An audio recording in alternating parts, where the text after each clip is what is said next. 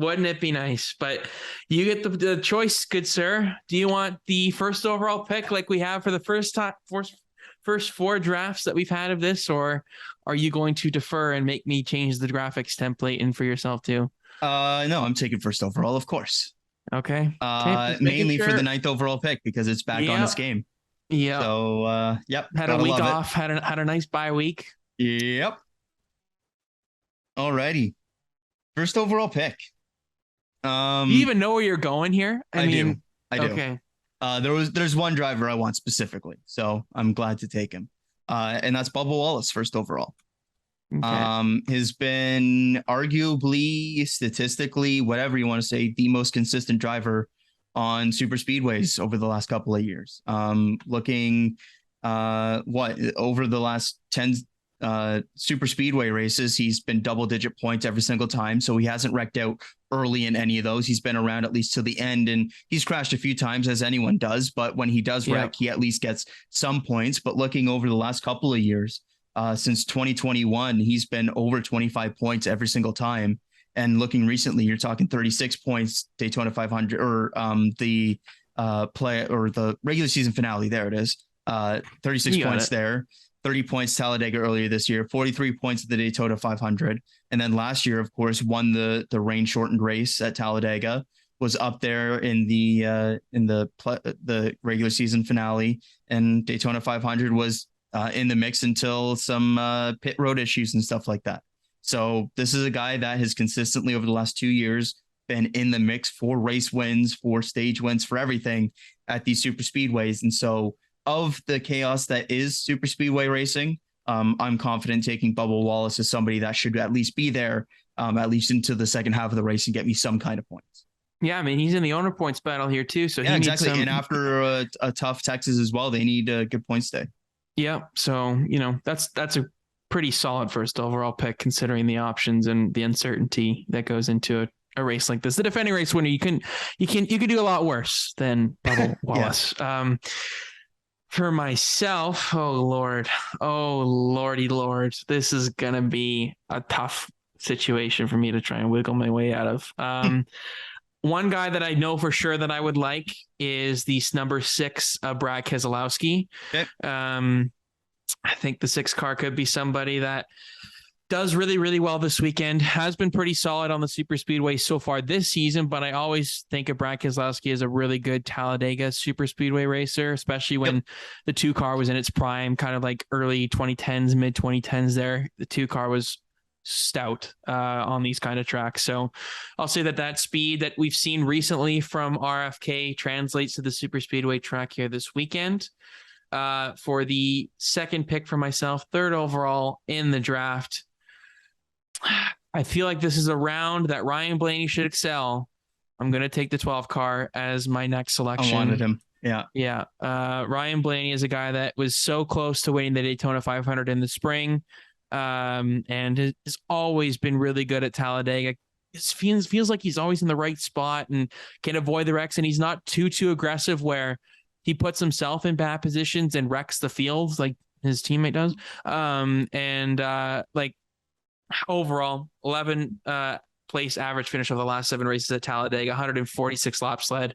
Ryan Blaney is a really stout contender here to win this weekend and not have to worry about the Roval the next weekend after that. Yeah, really like those couple of picks. Those are 2 of the best super speedway racers in the field, and I got consistently up there. Yeah, the guys consistently that are up there. Yeah. The 4-5 for me. I'll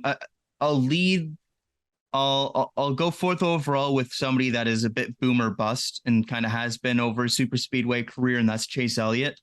Somebody that is either a top 3, top 5 finisher or wrecks everybody. But we saw him obviously a bit different in terms of the race type and everything, but he did win the kind of new super speedway-esque Atlanta. And he's somebody that has been better at Talladega than he has Daytona as well. Looking over the last handful of races, had a really solid Talladega finish earlier this year. Last year had some mediocre finishes at Talladega, but he's somebody that, looking over the averages and everything like that, is somebody that the good results outweigh the poor ones. So I will take Chase Elliott with the 4th overall pick. And 5th overall is where it starts to get really interesting because the field really starts to kind of diverge and everything like that. It's a crapshoot, man. It absolutely is. But a team that is always up there collecting stage points and everything like that is Penske. So I will take Joey Logano with my next pick, just because he's always a shoo-in to get at least 10, 9, 8 points, something like that. And then usually wreck out in the middle of the race because of an aggressive block or something like that. But always gets some good stage points, always has a decent day. I'm interested to see what they do strategy-wise, having their big points gap, but knowing them, they'll be right at the front, trying to lead as many laps as they can. So I'll take Joey Logano with the 5th pick here. I really, really wanted him. That's too bad. Because you said, here's one. He's the stage point maestro at these tracks. He always wins a stage. You can bet. If there's a bet for that, I'm betting it every time. Here, I'll add a new wrinkle to the draft. I'll offer you a trade. Joey Logano for Ryan Blaney. Do you want it? No. Okay. Hey, no. I had to There's no toss it out trade in here at the draft unless I get future considerations. What are your future considerations? First 13th overall pick and the 2nd overall pick every single week. Alrighty, take your 6th pick. That's a tough situation for me to try and get out of here. Damn. I really, really wanted Logano, but I'm going to. I don't know. I'm gonna take Justin Haley for the next pick. Ooh, okay. Yeah. I don't know, man. He's always so good at these tracks. Yeah. And it's no fluke that he's always up there for the lead. And I don't know. It feels like it's going to be a crazy race, and maybe the 31 car sees this as an opportunity to win a race. They should at the very least. I don't, even if they are aggressive or if they sit at the back, whatever they decide to choose, I think Justin Haley will be somebody to definitely keep your eye on here this weekend. The first time draftee for us in the draft, along with Brad Keselowski on my side. So 2 new faces on my side so far. Will I add a 3rd? Damn, this is a really, really... let's do it. Let's take both RFK cars. Chris Buescher. Okay. Yeah. I like the Fords, man. They always are the best at getting on and off pit road for green flag pit stops. In my opinion, they always seem to work the best with that. And they always work well in numbers, and they always seem to have a lot of them up the front, no matter what situation, if there's a big wreck or whatever. And Chris Buescher just seems like he has quite a bit of momentum right now. Obviously the win at Bristol, but Texas didn't quite go to plan for the 17 car, but they did show some decent speed there overall. So I think they're peaking at the right time a little bit here late in the regular season, or late in the regular season, they were peaking really well. And then now in the playoffs, they're trying to find that good form. So Chris Buescher is my 4th selection. Yep. I like that. Time to round it out for myself here. The 8-9 wraparound to round out my Who's gonna lineup. win? 8th overall. I'm going to another veteran. And it's a playoff guy who's been one of the best on super speedways over recent memory, and that's Denny Hamlin.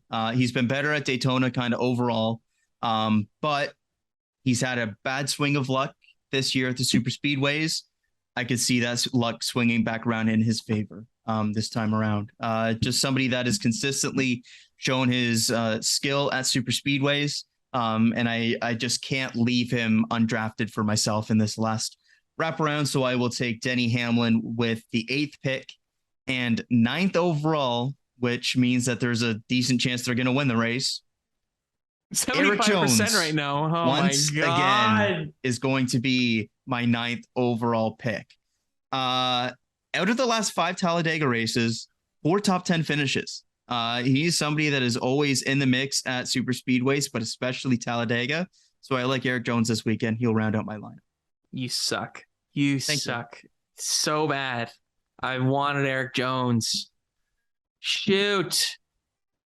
Oh my God, Kyle. I need my Ryan Newman right now. Where is he at? Oh God. This is brutal. Last pick.